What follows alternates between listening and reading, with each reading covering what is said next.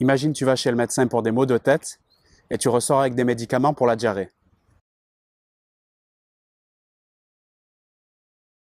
Alors ça peut paraître un peu exagéré comme ça, une erreur de diagnostic aussi flagrante, mais c'est pourtant des choses qui arrivent régulièrement, pas seulement dans le milieu de la médecine, ça arrive aussi sur le traitement de nos problèmes et de nos issues personnelles. Et oui, on n'en est pas timide ou peureux, on le devient. Et tout comme le médecin avec ses diagnostics qu'il va réaliser en fonction des symptômes que tu vas avoir ou surtout en fonction de l'implication qu'il va avoir dans l'analyse de tes symptômes, en fonction des réussites et des difficultés qu'on rencontre dans notre vie, les diagnostics qu'on va faire de nous-mêmes vont créer donc notre identité et une image de soi. Avec un autodiagnostic de qualité, on va pouvoir se créer une image de soi positive, c'est-à-dire on va augmenter notre bien-être, notre environnement va s'améliorer, le rapport avec les autres va être de qualité. Par contre, si on fait des mauvais autodiagnostics comme le médecin le fait en prescrivant des médicaments pour la diarrhée alors que tu as mal à la tête, ça risque de créer un focus sur le négatif, une faible croyance en toi, en tes compétences et des difficultés potentiellement au niveau relationnel.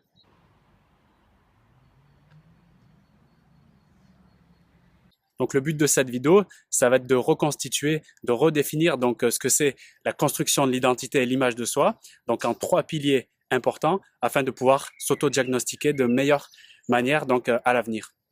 Pour moi, l'image de soi, c'est la représentation que l'on fait de nous-mêmes, que ça peut être sur notre physique, sur nos valeurs, sur notre capacité à faire des choses dans tous les domaines.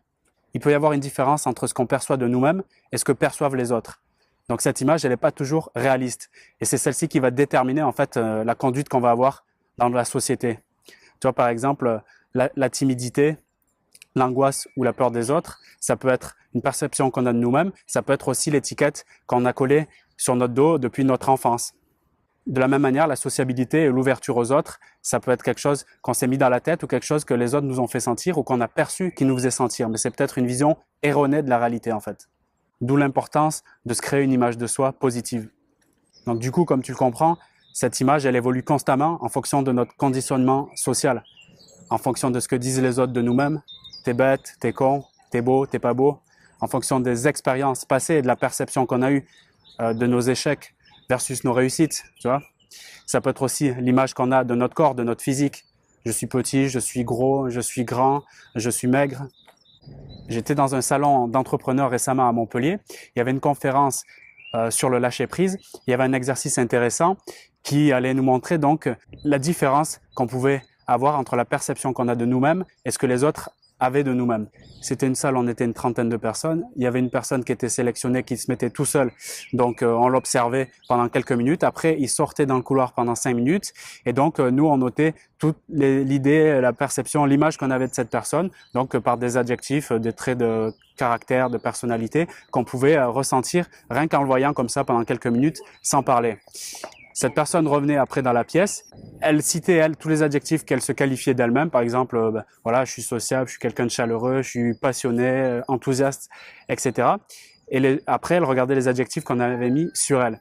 Et bien souvent, ou quasiment à tous les coups, les adjectifs qui étaient soulignés donc comme traits de personnalité de cette personne étaient beaucoup plus positifs que la perception que la personne avait d'elle-même. Donc, bon, je ne sais pas si c'était bien clair, mais le résumé de cette expérience très intéressante, il était que ce qu'on perçoit de nous-mêmes, c'est souvent beaucoup plus négatif. Donc, on a une critique beaucoup plus négative que ce que les autres perçoivent de nous-mêmes. Et logiquement, donc, plus notre critique envers nous-mêmes, elle est négative, plus on va prendre des décisions et réaliser des actions dans la vie qui vont être liées à ces émotions et ces ressentis négatifs. Donc, il y a des fortes chances, en gros, de passer à côté de sa vie et des réalisations qu'on peut avoir tout simplement par des modes de pensée qui sont erronés.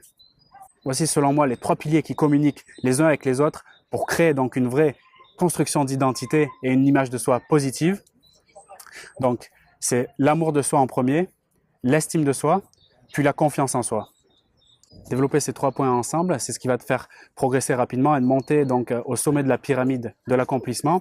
C'est comme si tu voudrais être, je sais pas, un bodybuilder professionnel et tu travaillerais à la fois les jambes, les pecs, le dos, les biceps, etc. Que ça va créer une homogénéité, ça va te donner donc des chances de gagner ce concours.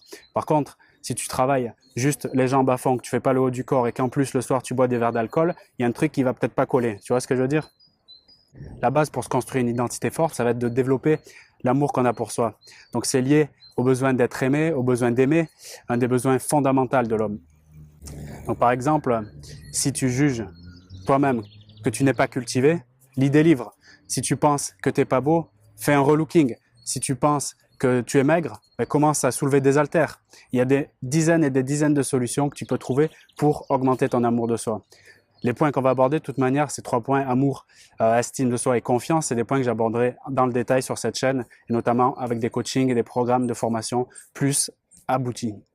Ce qui est important quand on développe l'amour de soi, c'est de plus axer sur le changement donc, de sa psychologie, donc de changer de vision du monde, plutôt que de faire un focus sur le résultat en lui-même. Ça permet d'avoir moins de pression et c'est surtout le processus qu'on engage donc pour changer, pour s'aimer, qui va être vraiment essentiel. Tu vois, comme je prenais l'exemple de celui qui veut avoir un peu plus de muscles et surtout quoi, se sentir un peu moins maigre, s'il se perçoit un peu comme ça. C'est l'idée du changement. Tous les jours, le fait de se développer dans sa tête, de se dire bon, je vais aller à la salle, je vais commencer à soulever des haltères, je vais un peu manger différemment. C'est ce processus qui va lui faire vraiment beaucoup plus de bien que de penser et de focus uniquement sur le résultat d'être musclé comme dans les magazines ou comme les mecs de la télé-réalité ou je ne sais où. Ce qui peut mettre un peu de pression et franchement, le résultat, de toute manière, on ne l'atteint pas du jour au lendemain, surtout dans une démarche ainsi. Donc, focus sur le processus, c'est beaucoup plus intéressant et beaucoup plus persuasif et auto-persuasif pour réaliser la mission. L'estime et la confiance en soi, souvent confondues, sont étroitement liées. L'estime de soi, ça va être plus lié aux valeurs personnelles, donc aux traits de personnalité intrinsèques, alors que la confiance en soi, ça va être plus des jugements qu'on va avoir de nous-mêmes concernant les compétences, tu sais, plus comme, admettons, des compétences professionnelles ou des compétences acquises durant des formations. Nourrir l'estime de soi, c'est nourrir des besoins de considération, des besoins de reconnaissance, alors que nourrir la confiance en soi, ça va toucher plus à des besoins fondamentaux qui sont les besoins d'assurance, les besoins de sécurité, de confort.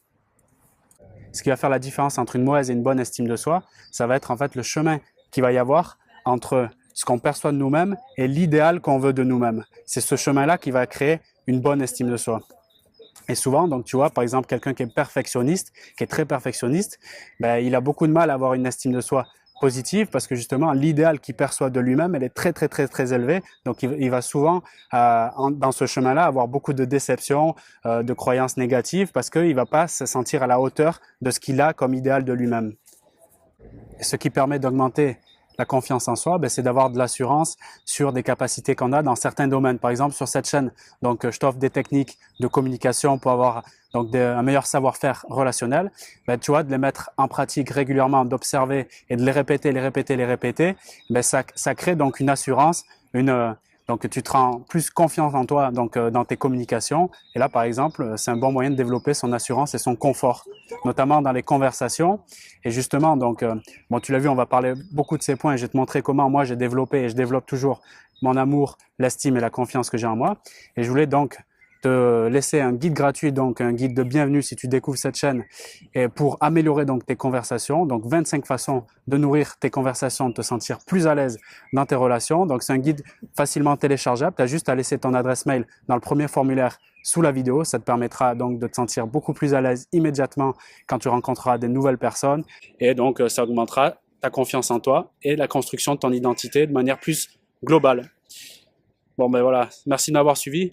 Je sais pas ce que tu es en train de faire ou ce que tu vas faire, mais moi pour ma part, il fait un peu chaud, je vais aller boire un coup. Je te dis à tout de suite si tu veux suivre la formation que je t'offre et à bientôt donc pour d'autres vidéos. Salut!